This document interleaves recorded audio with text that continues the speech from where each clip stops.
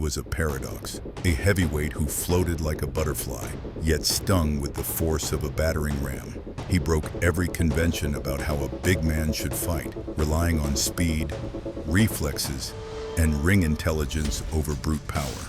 Yet he racked up 37 knockouts in his 56 victories. His finishes were not merely wins, they were punctuation marks on a legendary career, each one a brushstroke on the canvas of his legacy. His knockouts were statements, each one a testament to his evolution, from the dancer who demolished, to the warrior who endured, to the supreme tactician who outwitted and outlasted. These are the 10 defining knockouts of Muhammad Ali. The Rise of a Poet and a King versus Henry Cooper, 1963.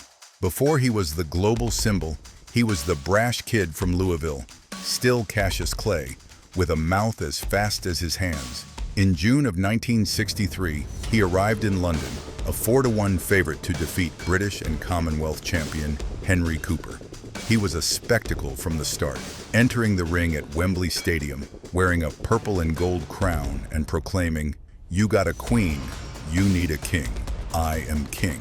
He picked up a golden cardboard crown left over from some pantomime, stuck it on his head, and proclaimed, "I am the king."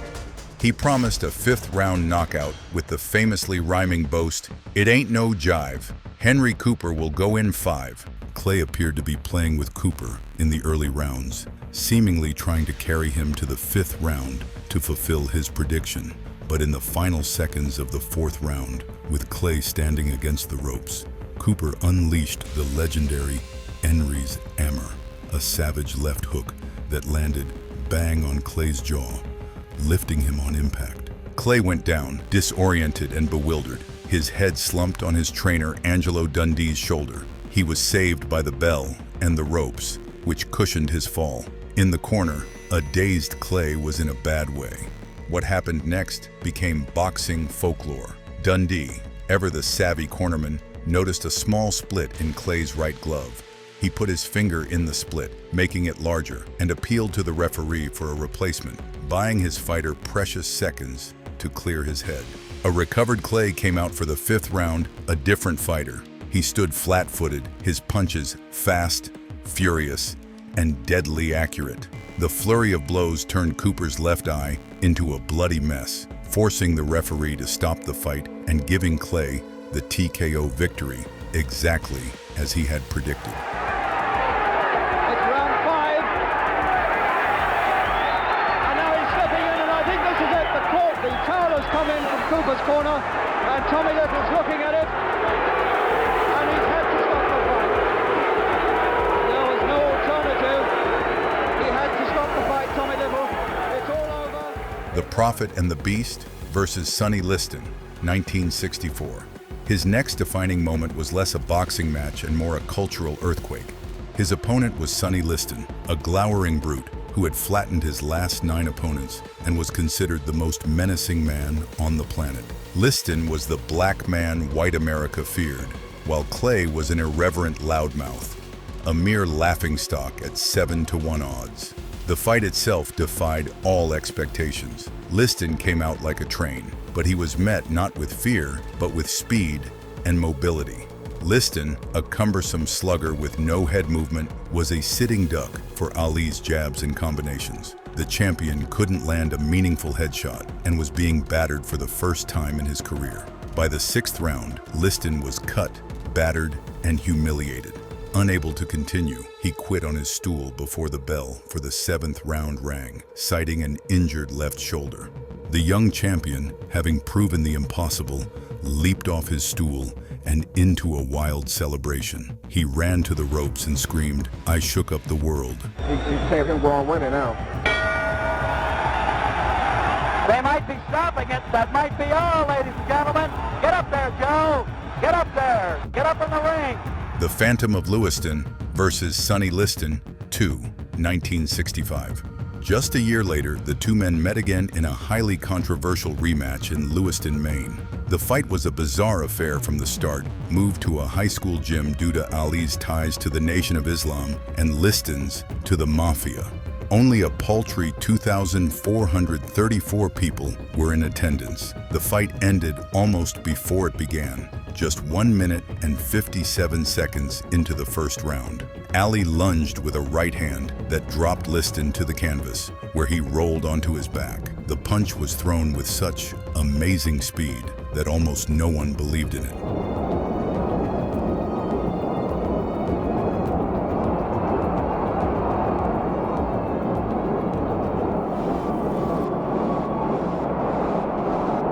The master at his peak. The Southpaw Challenge versus Carl Mildenberger, 1966. For the boxing purist, this fight stands as a testament to Ali's pure, technical ring intelligence. Ali was a massive 10-1 favorite, but the fight was surprisingly difficult. Mildenberger was a tricky opponent, and Ali could not simply outdance him.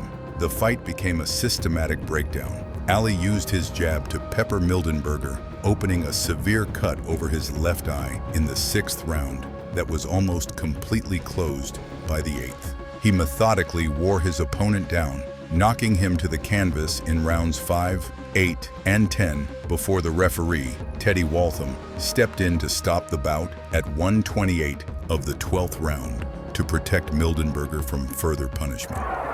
Teddy Waltham is stopping this bout. It's a technical knockout at 1 minute, 32 seconds by our clock of the 12th round.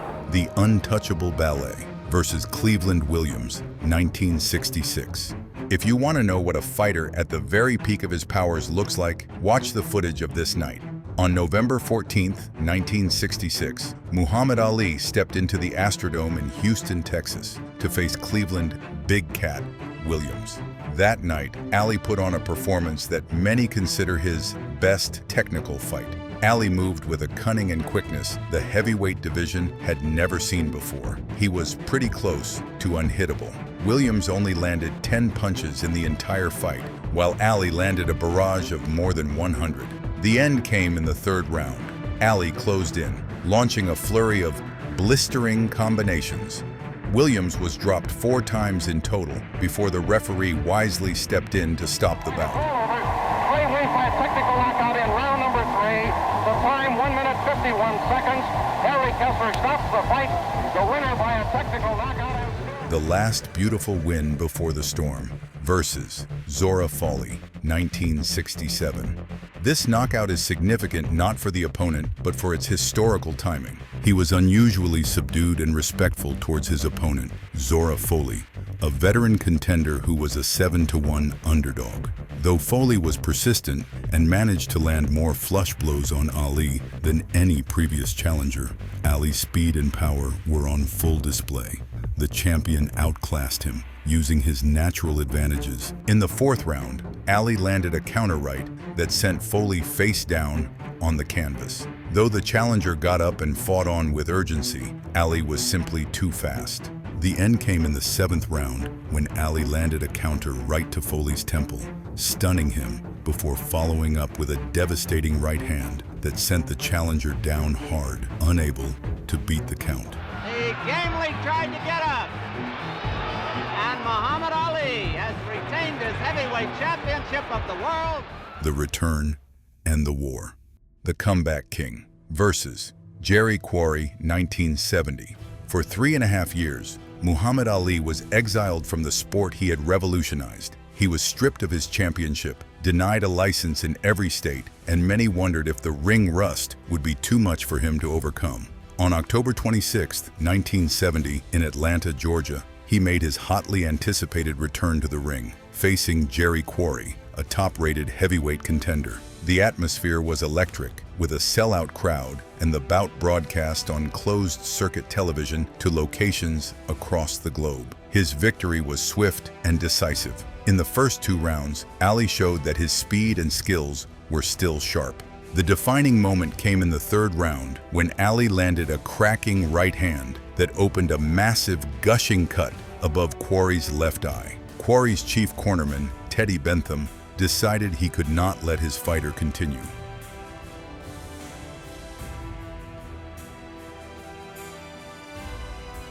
The Test of a Granite Chin versus Oscar Bonavena, 6 weeks later, Ali was back in the ring, facing a man who would test his durability in ways few others could.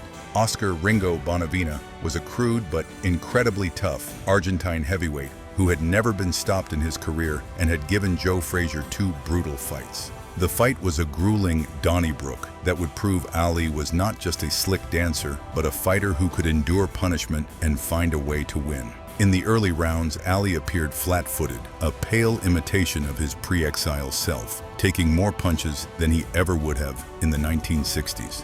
The most dramatic moment came in the 9th round. Bonavena landed a vicious left hook that clearly hurt Ali and made his legs turn to jelly. For the rest of the round, Ali was forced to clinch and wrestle to survive. The fight went on, and by the 15th round, the crowd was booing, expecting a lopsided points victory for Ali. But Ali had one last surge left. With seconds to go in the final round, he caught Bonavena coming in with a perfectly timed left hook. Oh, that left floored him. It came from nowhere. Ali came through with a left. The crowd screaming, the first knockdown of the fight. He took the mandatory 8, and now Ali is behaving like the old Ali.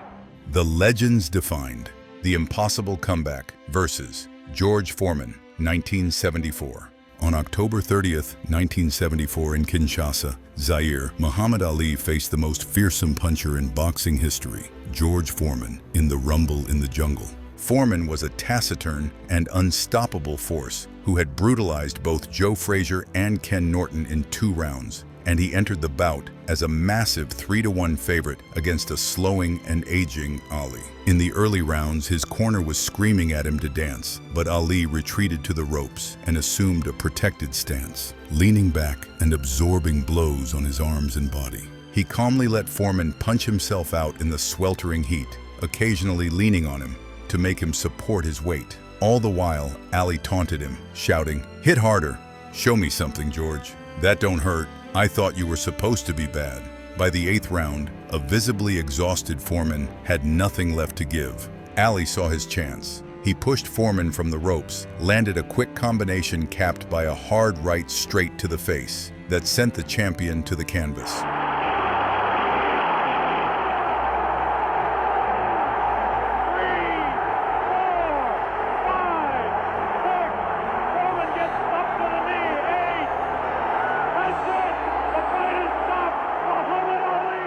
The War of the Champions versus Joe Frazier III, 1975. The fight itself was a brutal display of the true heart of a champion.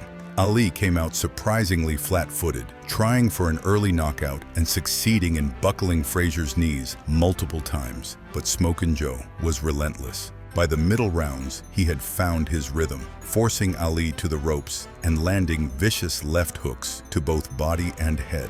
But then, Ali found a miraculous inner reserve of energy. He seized control in the championship rounds, pounding a virtually blind Frazier with combinations. After the 14th round, Frazier's face was a mess. In the corner, his trainer, Eddie Futch, wisely decided to stop the fight. To talk to Ali, who has retained his title, and I think he needs a little